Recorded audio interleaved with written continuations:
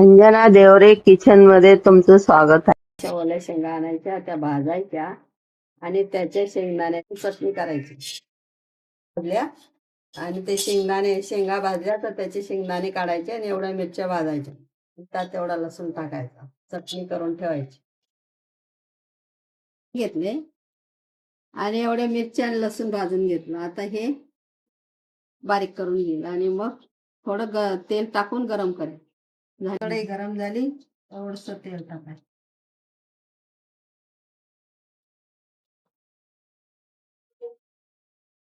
तेव्हा एवढा हिंग टाकायचा. त्याच्यात कुटलेली मिरची टाकायची, शेंगदाणे, लसूण आणि मीठ.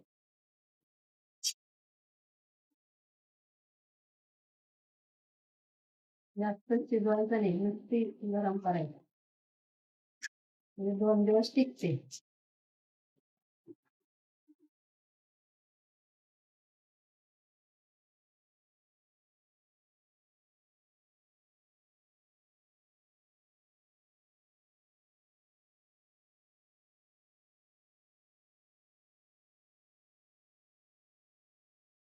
बंद करायची.